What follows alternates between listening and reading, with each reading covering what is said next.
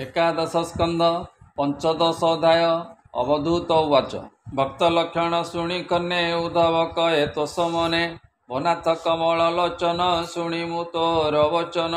संशय करी हृदगते एवं मु पचारोई तोते भक्ति लक्षण धर्म जेते तुम्बे कहिल सर्वमते केते प्रकारे ताकु साधी भक्त लक्षण नाना विधि जगते विप्रेछन्ति जेते मुख्य लक्षण वेद मते नाना प्रकारे से कहती एणु लागई मते भ्रांति मुख्य लक्षण धर्म एक किय बा अछई अनेक किय बा सकल प्रमाण संशय छेद नारायण ए सर्व तुम्बर गोचर भक्ति बिनु नाही सार तुम्भे जे सर्व कह मते चित्ते मु धरिबि के मते बोलई सर्वधर्म तेज निरते मोर पादे भजम एहिटी सर्व मुख्य धर्म एणे खंडई मति भ्रम तुम्भर वचने अधिके लोके कहती एके एके नाना प्रकार से कहती वेद पुराण भाव चिंती एकांत भक्ति लक्षण सत्य वा सकल प्रमाण एणु संशय मोर चिते निश्चय नाथ मते श्री भगवान वाच हेमंत भक्ति वाक्य शुणी हसी कहती चक्रपाणी उद्धव एक मने शुण जे आदि परम कारण वेद वचन सृष्टि अंते प्रलय नासिला जगते पुणी संसार आदि काले मुई ब्रह्मा को जोग बले ए कहली सर्ववेदवाणी से ब्रह्मा निजे पुत्र आणी नामता स्वयंभुव मनु द्वितीय पद्मजनि तनु ताहाकु सर्ववेद देला से पुणी धरी न पारिला थिले जे सप्त ऋषि गणे ताहाकु देले जणे जणे ए भृगु अंगिरा आदि करी अभ्यास वेद से विस्तारी से पुणी गुह्यक चारणे आनंदे देले साधु गणे एमते सिद्ध विद्याधरे राक्षस गंधर्व किन्नरे विदेव यक्ष नाग कपि क्रमे आंक मध्य व्यापी एरूपे सर्वमुखे भरी मुता दूरे थाई शुणी बेदु होइला नाना गति तत्व केही न जानती स्वभावे त्रिगुणे संयुक्त एणु प्रकृति भिन्न मत जहाकु जे मत दिशई से भावे वेद अभ्यासई एणु प्रकृति भिन्न मते अर्थ न जानती समस्ते केहू पाषाण्ड मते जानी कुतर्क खंडे केव खाणी हेमंत करी नाना मते वेद विचारती जगते एरूपे श्रद्धा अनुमते कर्म करती नाना मते फलई कर्म अनुसारे विपाक लवंती संसारे के धर्म मार्ग आचरती के अवा काम्य कर्म चिंती के सत्य समदम दाने के यज्ञ तीर्थ अनुमाने कहार चित्ते त्याग जोग के अष्ट ऐश्वर्य भोग के व्रत नियम आचरे मन्ते अनेक प्रकारे कर्म साधंती फल लोभे गुण वैराग्य क्रिया दम्भे कर्म सरिले फल क्षये लब्ध क्लेश मात्र रहे एणु संसार घोर बने वृजिन नल दहने प्राणी हुअन्ते आतजात न जानी वेदर वृत्तांत एवल बुझितु निरते केवल आश्रा कर मते महात्मा प्रिय सखा होई सकल कर्म फल देई मुगतिपति हर्ता कर्ता मुहि से सर्वलोक पिता मते भजन्ति प्राणी जेते सुखे तरंती से निश्चिंते जन्म मरणे नाही भ्रांति हेले संसार तरी जानती विषय सुखे जार चित कर्म भुंजन्ते से वंचित जे प्राणी अकिंचन मत सम सुशांत शांत दांत मोर आनंद रसे रसे सुख समुद्रे नित्य बासे मुजाकु हुई सदय ताहार नाही दुख भय देखई अंतर बाहारे सकल सुख देशांतरे मोहर भावे जे रमई तार संपदे कार्य नाही ब्रह्मा पद को नाही इच्छा न करे इंद्र पदे वांछा शपथ दीपे राजपद न वांछे मुक्ति जोग सिद्धम पाताल भोगे कार्य नाही निर्वाण पद न वांछई मते समर्पी सुध चित नुई माया रे मोहित से मोर जेते प्रिय होई कही शुण मन देई ब्रह्मा जे मोहर नंदन ताकु नरमे मोर मन मोहर आत्मा पशुपति तेणे मोहर नाही प्रीति मोहर भाई हल पाणी लक्ष्मी जे मोहर घरणी नित्य बसई वक्षस्थले विख्यात भुवन मंडले तुझे मोहर प्रियतम केही नुहति तोर सम स्वभावे निरपेक्ष शांत तपसी रिपु विवर्जित समदरसी प्रेम प्लुत दया सागर परहित हेमंत प्राणी कर पचे नित्य मुबुलई प्रत्यक्षे आवरी थाई बेनी पासे तार चरण रेणु आसे से प्राणी बहे जेते गुण उद्धव एक मने शुणम ସ୍ୱଭାବେ ଅକିଞ୍ଚନ ଦେ ସକଳ ବୃତ୍ତି ଦେହ ବୟେ କାମକୁ ଜିଣି ପ୍ରେମ କୃତ୍ୟ କେବଳ ସୁଶାନ୍ତ ମହତ ସେ ମୋର ସୁଖ ଅନୁମାନେ ଲୋକର ମହିମା ବଖାଣେ ତା ଅନୁଭବ ସେ ଜାଣଇ କେ ତା ମୁଖେ ପାରେ କହି ଏମନ୍ତ ଯେ ମୋର ଭକତ ସେ ଯେବେ ବିଷୟ ବାଞ୍ଛିତ ଅଜିତ ଇନ୍ଦ୍ରିୟଙ୍କ ଦୋଷେ ଯେବେ ବିଷୟ ରସେ ରସେ ମୋର ଭକତି ଭାବ ବଳେ ବିଷୟ ନ ଲାଗେ ନିଶ୍ଚଳେ ଆନନ୍ଦେ ବିହରଇ ସୁଖେ ମୋ ନାମ ନିତ୍ୟ ଭଣେ ମୁଖେ ଜ୍ୱଳନ୍ତା ଅନଳେ ଯେ ସନ ସମିଦେ ହୁଅନ୍ତି ଦହନ ତାର ଶରୀରେ ପାପ ଯେତେ ଦହନ ହୁଅନ୍ତି ସେହି ମତେ ଉଦ୍ଧବ ଶୁଣ ଏକ ଚିତେ ଗୁପଥ କଥା କହୁ ତୋତେ ଯେତେ ଦାନ ବ୍ରତ ତ୍ୟାଗ ଧର୍ମ ଆଚାର ସାଂଖ୍ୟ ଯୋଗ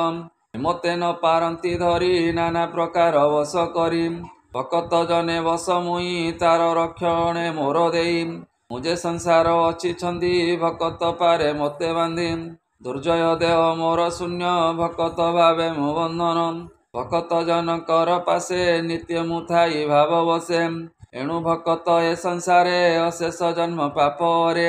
ଚଣ୍ଡାଳ ପତିତ ପାମର ମ୍ଲେଚ୍ଛ ଅଧମ ଦୁରାଚାର ଏ ଆଦି ପ୍ରାଣୀ ଜନ ଯେତେ ଯେବେ ମୋ ଭକତ ଅଗ୍ରତେ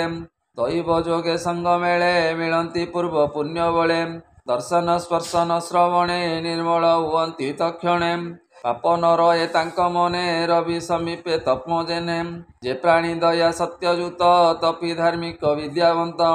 ମୋର ଭକତି ଯେବେ ନାହିଁ ପବିତ୍ର ନୁହେଁ ତାର ଦେଇ ସେ କାହିଁ ସଂସାରୁ ତରିବ ଯେବେ ନ ପାଏ ମୋର ଭାବ ବୋଲନ୍ତି ପ୍ରଭୁ ଭଗବାନ ଶୁଣ ଏ ଭକତର ଚିହ୍ନ ନିରତେ ଅଙ୍ଗ ପୁଲକିତ ନୟନ ଅଶ୍ରୁ ଜଳପାତ ଅନ୍ତଦ୍ରବହିତା ନିରତେ ମତି ଚଞ୍ଚଳ ବିପରୀତେ ଜଗତ ମୋର ରୂପ ଜାଣେ ନିଜ ଶରୀର ନ ପ୍ରମାଣେ ବୋଲନ୍ତି ପ୍ରଭୁ ଚକ୍ରପାଣି ଏତେ ଲକ୍ଷଣେ ଭକ୍ତ ଜାଣି ଏ ଭକତି ବିନୁ ଅନ୍ତର୍ଗତ କେବେ ନୁହଁ ପ୍ରଶସ୍ତ ବୋଲଇ ଗଦ ଗଦ ବାଣୀ କ୍ଷଣ କ୍ଷଣ କେ ହସେ ପୁଣି କ୍ଷଣକେ କର ହିରୋଦନ ଉଚ୍ଚେଡ଼ା କହି ମୋର ନାମ ନାଚଇ ଉନ୍ମତ ଆଚରି ଲଜ୍ଜା ସଂକୋଚ ଦୂର କରି ମୋର ଭକତ ମୋର ମିତ୍ର ସେ କରେ ଜଗତ ପବିତ୍ର ମୋର ସେବକ ଏ ଲକ୍ଷଣ ଉଦ୍ଧବ ଭଲେ ଏହା ଜାଣ ନିର୍ମଳ ମତି ତାର ନିତ୍ୟେ ଭ୍ରମଇ ଉଦାର ଚରିତେ ଅନଳେ ଦହନ୍ତେ ସୁବର୍ଣ୍ଣ ନିର୍ମଳ ହୁଏ ଦିନୁ ଦିନ ଭକତ ଜନ ଏହି ମତେ ନିର୍ମଳ ହୁଅନ୍ତି ଏ ଜଗତେ ଏ ରୂପେ ଭକ୍ତି ଯୋଗ ବଳେ ଯେ ପ୍ରାଣୀଛନ୍ତି ଜନ ମେଳେ ଅଶେଷ ବାସନା ତାଙ୍କର ମନରୁ ଛାଡ଼ି ହୁଏ ଦୂର ମୋର ମଙ୍ଗଳ କଥା ମାନ ଯେ କରେ ଶ୍ରବଣ କୀର୍ତ୍ତନ ଶ୍ରବଣେ ପଶି ମୋର କଥା ହରଇ ସର୍ବ ମନୋବ୍ୟତା ନିତ୍ୟ ଯେ ଶୁଣେ ମନ ସୁଖେ ଯେ ସୁଖେ ପରମାର୍ଥ ଦେଖେ ଅଞ୍ଜନ ରଞ୍ଜୁ ଥିଲେ ନିତ୍ୟ ମଳିନ ରହେ ଯେନେ ନେତ୍ରେ ବିଷୟ ସ୍ମରଣ ନିରତେ ଯେନେ ବିଷୟ ଜଡ଼େ ଚିତେ ମୋର ସ୍ମରଣେ ଯାର ଚିତ ତା ଦେ ଥାଇ ମୁଁ ନିରତ ଏ ବୋଲ ବୁଝି ମତେ ଭଜ ଶାନ୍ତି ଧ୍ୟାନ ବେଗେ ତେଜ ମୋ ରୂପ ଦେଖ ସର୍ବଠାବେ ମୋର ଚରଣ ଭଜ ଭାବେ ସ୍ତ୍ରୀ ସଙ୍ଗ ସ୍ତ୍ରୀ ସଙ୍ଗୀଙ୍କ ସଙ୍ଗ ଦୂରେ କରିବ ପରିତ୍ୟାଗ ସକଳ ଚିନ୍ତା ଦୂର କରି ମତେ ଚିନ୍ତିବ ଚିତେ ବରି ନିରାଳେ ବସି ଏକ ସ୍ଥାନେ ନିଶ୍ଚିତ କଳ୍ପିତ ଆସନେ ମୋର ମଧୁର ରୂପ ଧ୍ୟାନେ ବସି ଚିନ୍ତିବ ସ୍ଥିର ମନେ ସ୍ତ୍ରୀ ସଙ୍ଗୀଙ୍କ ସଙ୍ଗେ କାମ ବଡ଼ଇ ନାନା ରଙ୍ଗେ ଏଣୁ କୁସଙ୍ଗ ଦୂର କରି ହୃଦୟ ମୋ ଭାବ ଅନୁସରି ଆତ୍ମାର ହିତ ନିତ୍ୟ କର ହସି ବୋଲନ୍ତି ଦାମୋଦର ଉଦ୍ଧବ ବାଚ ଏ ଉଦ୍ଧବ ଶୁଣି କୃଷ୍ଣବାଣୀ କପଳେ ଦେଇବେନି ପାଣି ବୋଲଇ ଶୁଣ ଭଗବାନ ତୁମ୍ଭେ କହିଲ ତୁମ୍ଭ ଧ୍ୟାନ ଇରୂପେ ଜଗତ ବିଖ୍ୟାତ କଏ ତ୍ରିଭୁବନ ନାଥ ଭକ୍ତ ବତ୍ସଳ ଭଗବାନ ବିକଚ କମଳ ଲୋଚନ ଯେ ଜ୍ଞାନୀ ଯୋଗୀ ଜନେ ଚିନ୍ତି ଘୋର ସଂସାରୁ ତରି ଯାନ୍ତି ଇରୂପେ କରି ତୋତେ ଧ୍ୟାନ କଏ ଦେବକୀ ନନ୍ଦନ ଶୁଣି ଉଦ୍ଧବ ବାଣୀ କର୍ଣ୍ଣେ କୋମଳ ଗଭୀର ବଚନେ ଶ୍ରୀ ଭଗବାନ ବାଚ ଏ ବୋଲନ୍ତି ପ୍ରଭୁ ଜଗନ୍ନାଥ ଶୁଣି ଉଦ୍ଧବ ଜ୍ଞାନ ତୋତ ସମ ଆସନେ ବସି ଧୀରେ ସମୀର ସମ କଳେ ବରେ ଜାନୁ ଯୁଗଳେ ବେନି ପାଣି ଦୃଢ଼େ ସ୍ଥାପିବ ବେଳ ଜାଣି ବେନି ନୟନ ନାସା ଅଗ୍ରେ ନିଶ୍ଚଳେ ସ୍ଥାପିବ ସମଗ୍ରେ ପବନ ତୋଳି ନାସା ଦ୍ୱାରେ ପୂରକ କୁମ୍ଭକ ପ୍ରକାରେ ଅଳ୍ପ ଅଳ୍ପ ସାଧନେ ଚିତ୍ତ ସ୍ଥାପିବ ସଂଯମନେ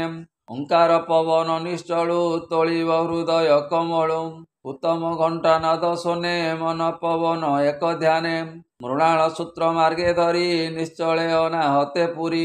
ଲବ ନିମିଷ ଦଣ୍ଡ ଘଡ଼ି ନିତ୍ୟ ସାଧିବ ଦୁଃଖେ ପଡ଼ି ଏରୂପେ ଅନ୍ତର ବାହାରେ ନିତ୍ୟ ସାଧିବ ନିରନ୍ତରେ ହେମନ୍ତ ସାଧି ଏକ ମାସେ ପ୍ରାଣ ପବନ ସ୍ଥାପି ବସେ ହୃଦୟ ପଦ୍ମ ମଧ୍ୟଭାଗେ ଯେ ଅଷ୍ଟଦଳ ଅଷ୍ଟଦିଗେ ମଧ୍ୟ ପାଖୁଡ଼ା ତାର ଶିଖେ ନିତ୍ୟ ଲମ୍ବଇ ଅଧମୁଖେ ଧ୍ୟାନେ ଚିନ୍ତିବ ହୃଦ ମଧ୍ୟରେ ସେ ଅଷ୍ଟଦଳ ତାର ଊର୍ଦ୍ଧ୍ୱେ ସୂର୍ଯ୍ୟମଣ୍ଡଳ ଚିନ୍ତା କରି ସୋମମଣ୍ଡଳ ହୃଦେ ଭରି ତାହାର ମଧ୍ୟ ହୁତାସନ ତା ମଧ୍ୟ ସୁବର୍ଣ୍ଣ ଆସନ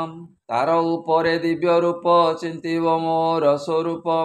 ଆଜାନୁଲମ୍ବେ ଭୁଜ ଚାରି ଶଙ୍ଖ କମଳ ଚକ୍ରଧାରୀ ଧୁମୁଖ ସୁନ୍ଦର କୋପଳ ବିକଚ ପଦ୍ମ ପ୍ରାୟ ଡୋଳ ଶ୍ରବଣେ ମକର କୁଣ୍ଡଳ ହୃଦେ ଲମ୍ବଇ ବନମାଳ ଶ୍ୟାମ ଜଳଦ କଳେବର କଣ୍ଠେ କସ୍ତୁଭ ମଣିସାର ହୃଦରେ ଶ୍ରୀବତ୍ସର ଚିହ୍ନ ପୀତବସନ ପରିଧାନ ମଞ୍ଜୁ ମଞ୍ଜିର ପାଦ ଯୁଗେ ରତ୍ନ ମେଖଳା କଟି ଭାଗେ ଯଜ୍ଞୋପବୀତ କନ୍ଦେ ଶୋଏ ସୁନ୍ଦର ତନୁ ମନମୟେ ଏରୂପେ ଧ୍ୟାନ ମତେ କରି ଚଞ୍ଚଳ ଇନ୍ଦ୍ରିୟ ନିବାରି ବୁଦ୍ଧିକୁ କରି ଆଗୁସାର ପଣ୍ଡିତ ଜନକ ବ୍ୟବହାର ସର୍ବସଙ୍ଗମ ମନ ମାରି ନିଶ୍ଚଳେ ମତେ ଧ୍ୟାନ କରି ମୋ ରୂପ ଚିନ୍ତିବ ନିରତେ ଅନ୍ୟ ନ ସୁମରିବ ଚିତେ ପୁଣି ସେ ରୂପ ଥୋଇ ପାଶେ ଚିତ୍ତ ନିବେଶିବ ଆକାଶେ ଏରୂପେ ହୃଦୟ କମଳେ ବ୍ରହ୍ମ ପ୍ରକାଶିବ ନିଶ୍ଚଳେ ସେ ବ୍ରହ୍ମେ ଚିତ୍ତ ସ୍ଥିର ଯେବେ ମୋ ରୂପ ନ ଚିନ୍ତିବ ତେବେ ସେ ବ୍ରହ୍ମ ରୂପ ସର୍ବଭୂତେ ଆତ୍ମାରୁ ପ୍ରକାଶିବ ନିତ୍ୟେ ମନ ସଂଯମ ଏହି ମତେ ମୋ ରୂପ ଦେଖିବ ଜଗତେ ଏରୂପେ ବ୍ରହ୍ମ ଜୀବ ତୋର କହିଲେ ବ୍ରହ୍ମାଣ୍ଡ ଠାକୁର ବୋଲଇ ଦାସ ଜଗନ୍ନାଥ ଶ୍ରୀ ଏକାଦଶେ ଭାଗବତ ସୁଖ ପରୀକ୍ଷିତ ସମ୍ବାଦ ଶୁଣନ୍ତେ ନ ଲାଗେ ପ୍ରମାଦ କଳି କଳୁଷ ଭୟ ନାହିଁ ସୁଜନେ ତୋର ଏହା ଗାଇ ଶ୍ରୀମଦ୍ଭାଗବତେ ମହାପୁରାଣେ ପରମହଂସ୍ୟାଂ ସହିତେ ବୟାସିକ୍ୟାମ୍ ଏକାଦଶ ସ୍କନ୍ଧେ ଶ୍ରୀକୃଷ୍ଣ उद्धव संवादे भक्ति जोग कथनम नाम पंचदशोऽध्यायः बोलानंदे कवार हरि हरि बोल।